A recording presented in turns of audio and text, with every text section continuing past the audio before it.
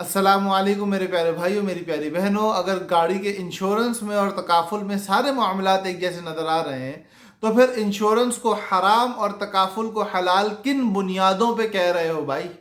एक तरफ तो आप कहते हो कि गरर, जुआ और सूद है, इसलिए इंश्योरेंस हराम है।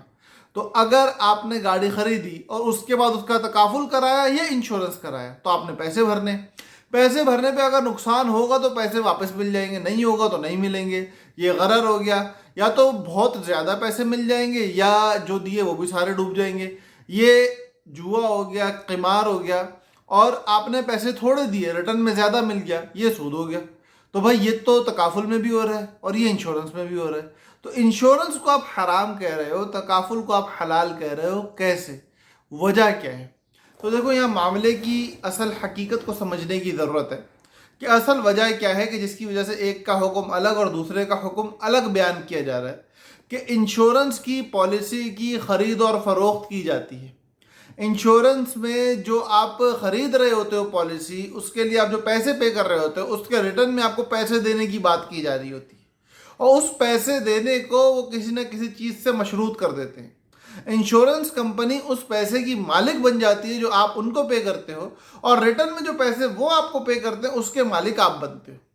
तो वहाँ पे चूंकि ख़रीदो फरोख्त का मामला हो रहा होता है, वहाँ पे चूंकि एक हक के ऊपर ख़रीदो फरोख्त की काम को किया जा रहा होता है, इस वजह से वहाँ पे बाकी सारी चीज़ें आती हैं। लेकिन जो अंडरलाइन मोड कह सकते हो आप उसको, कि जिसकी बुनियाद पे तकाफुल हो रहा है, वो सेल और परचेज है ही नहीं, वो ट्रेड का काम है ही नहीं। वहाँ पे तो जो गाड़ियों की इंश्योरेंस आम तौर पे की जाती है वो वक्फ पूल के साथ की जाती है। वक्फ पूल का मतलब ये है कि एक चंदा अकाउंट बना दिया जाता है, वहाँ सारे आगे चंदा जमा कराते हैं।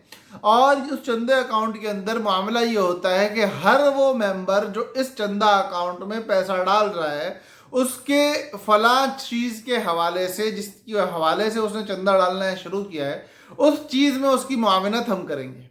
ये बिल्कुल इसी तरह होता है कि जिस तरह हमारी एक मोहल्ला कमेटी बन जाती है और वो हर महीने 1,000 रुपये पूरे मोहल्ले के तमाम तर मकानात से लेती है।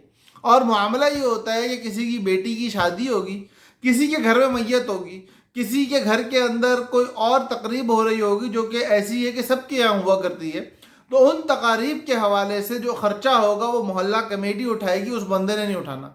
या एटलीस्ट उस शादी के खर्चे में 5 लाख रुपए मोहल्ला कमेटी उनको प्रोवाइड करेगी। अब किसी के यहाँ चाहे 20 साल तक शादी ना हो और किसी के यहाँ हर 5 साल में शादी हो रही हो, तो अनसर्टेनिटी तो है। लेकिन वो अनसर्टेनिटी चूंकि वक़्फ़ की वजह से है, वो पैसा वक़्फ़ पूल से निकल के आ रहा है, वो पैसा चंदे का पैसा है, इसलिए उस अनसर्टेनिटी को देखा नहीं जाएगा शरन। वो एक इमदाद की सूरत है ये। इसी या यूं कह लो कि हर वो बंदा जो हमारे मदरसे में अपने बच्चे को पढ़ने के लिए भेजेगा, वो हमारे मदरसे के चंदे में माहाना 1,500 रुपये जमा कराएगा जो उसके बच्चे की फ़ीस नहीं होगी। या जो बंदा हमारे मदरसे में चंदा देगा, हम उन्हीं के बच्चों को पढ़ाएंगे। या जो हमें चंदा दे रहा है वो चाहे तो अपने बच्चों को पढ़ाए या ना पढ़ाए, लेकिन जो चंदा नहीं दे रहा उसके बच्चों को हम नहीं पढ़ाएंगे। ये सारे मामलात शरन जायज़ हैं और इन सारे मामलात में कोई हरज नहीं है। तो इसी तरीके से हमारे जो वक़्फ़ का मामला चल रहा है तकाफुल के अंदर, वो चलता है कि जो हमें प्रीमियम पे करेगा, जो हमारे वक्फ पूल के अंदर इस चंदे को इंडक्ट कर रहा होगा, हम उसके चंदे के तनासुब से उसके नुकसानात की भरपाई करेंगे। और जब एक बंदा बाकी सारे लोगों के लिए चंदे के पैसे में, डब्बे में पैसे डाल रहा है, तो उसको सदक़े का सवाब वैसे ही मिल रहा है।